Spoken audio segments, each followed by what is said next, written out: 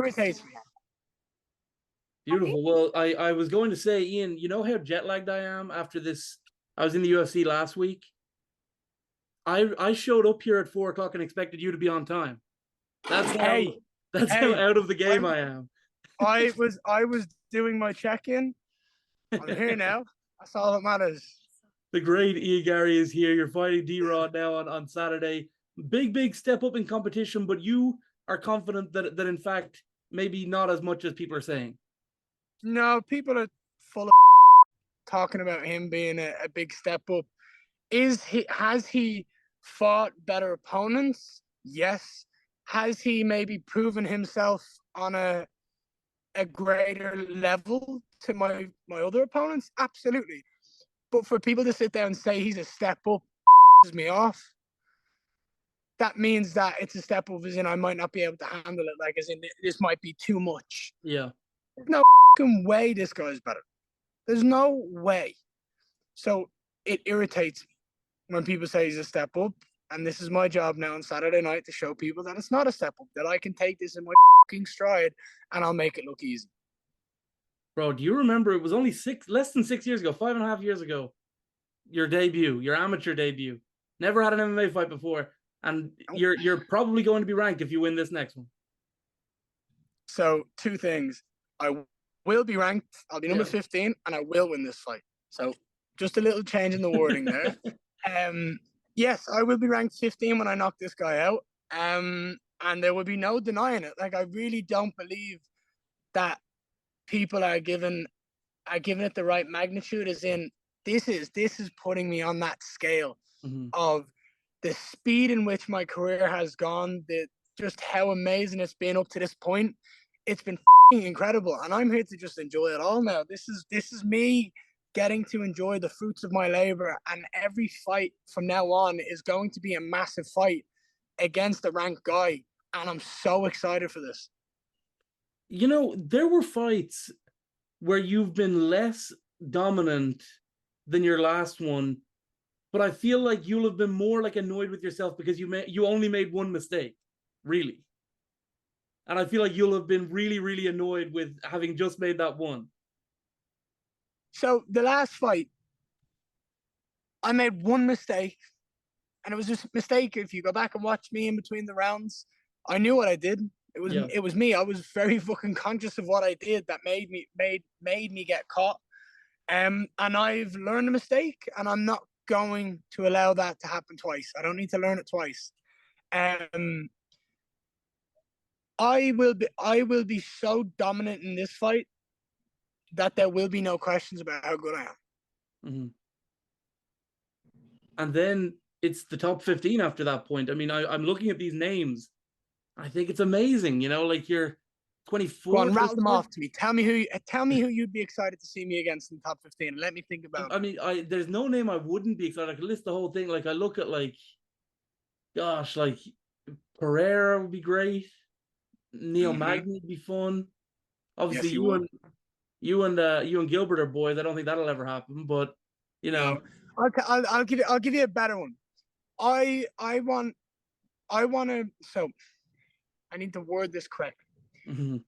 I hate, and I use that word, I hate when people say that someone hasn't earned or deserved a title shot or their rise was because they got favorable matchups, right?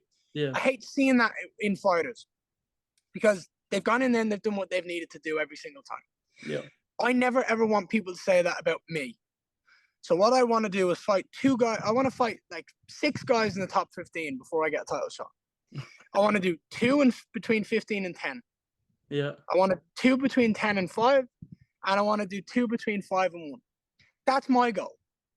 That gives me so many different looks against the elite of the elite before I go and get a title shot. Before people can, no one can sit there then and say I haven't earned it. Now, when you sit there and you look at this is number 15. So there's the tick off the box for 1.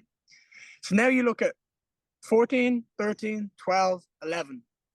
You tell me who you think would be interesting. Because for me, I think it's Neil Magny. I look at that and I see Neil Magny and Philip Rowe fighting each other. Magny's been the gatekeeper for the top 15 for God knows how long. Since before I was fighting. I'd like that test. I'd like to go in there and prove that I'm that much better than him as well. There's obviously someone like Michel Pereira who's fighting Wonder Boy. I literally get to You're go gonna in there fight and both watch those guys. how he does I against someone bet you who's you'll so fight similar both of to them. me. Huh? I think you'll fight both of them before all is said and done. I'll fight everyone. I'm gonna go through the whole division at some point, except my boys, except the guys I'm friends with. I will be honest. I will try to sit here and avoid the people who I train with, Right. people who I have built up relationship with through training in their gyms. And you've got Leon, you've got Gilbert, you've got Vincente, like Shavkat. You've got these guys that I've worked with, I've trained with for like what I would consider enough to have a friendship and some sort of relationship. And I never want to fight those guys when I know that there's so many other guys in the top 15 that I can go against. So to your point, that won't happen, but I'll get everybody else. You mentioned the elite of the elite, and Daniel Rodriguez is your ticket into the top 15 in the world. Is he the elite of the elite, though, do you think? What do you think? I do believe so. I believe he is far and away the toughest challenge of your career. I would agree it's the toughest challenge of my career, but I don't believe it's a step up.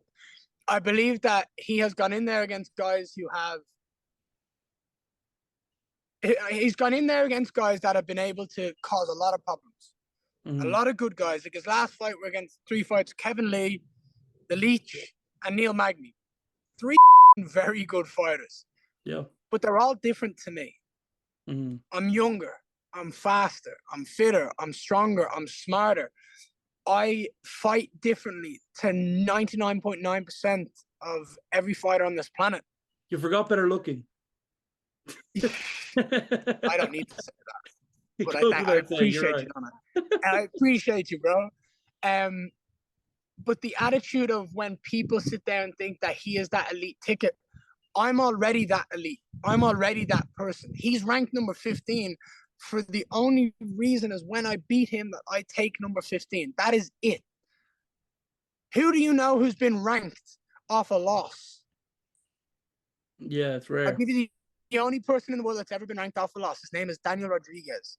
And that number is so that when I knock his ass out, it goes next to my name. That's it.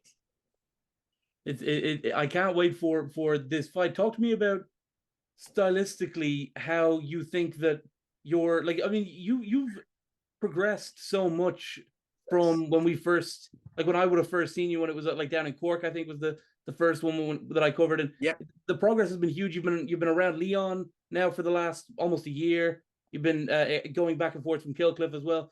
Tell me about the sort of the stylistic challenge that you're going to pose to D-Rod. Well, just to your point before that, like when you talk about the travels, like that's one of the things that I love about being like a nomad, like being able to travel and train with these guys. It gives me so much to learn and test myself against the skill set of being able to spar the current welterweight champion is awesome. And it's amazing to be able to learn from him in any way, shape, or form. To be able to train with guys in the top 10, the top 15 of the division and test myself against their skill set. Not because I'm trying to think about fighting them, but to go, you're in the elite of the elite, and I get to train with you on a daily basis. So when I sit there and this is why it kind of rattles my bones a little bit and gets me a bit irritated when people are like, I'm the biggest competition, I'm the toughest he's ever fought. It's like, I spar guys on a daily basis that are better than you. You are not something that I've never seen. You are not something special that is going to challenge me and throw me off. It's like, I've seen 1,000 Jews. There's no one that you can replicate to spar me. I'm different.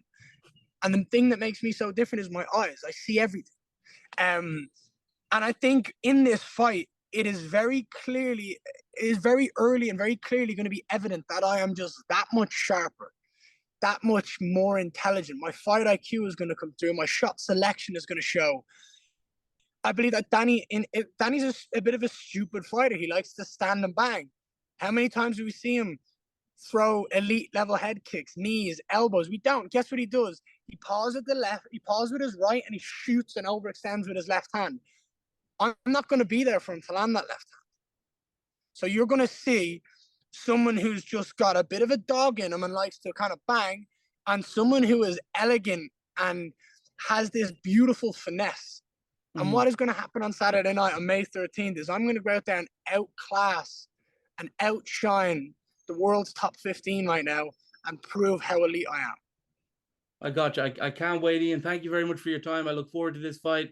And look, I really, it impresses me every time that to see you constantly. I mean, you don't consider this a step up, but to show your steps up in the levels. Evolution. You know what I'm saying? To show the evolution of the game. Yeah. It is special, and I do feel I feel what you're talking about, and I get it because you've been around for so long, and you've seen my career. It is a constant growth and constant evolution of what was when I was a kid was talented, to now seeing that talent be put on the biggest stage in the world and proving it to the world. Okay, this kid is what we expected him to be. Absolutely, I can't wait. Thank you so much for your time. I appreciate you, Donagh. Have a great day. And now I can say I'm sorry for being late.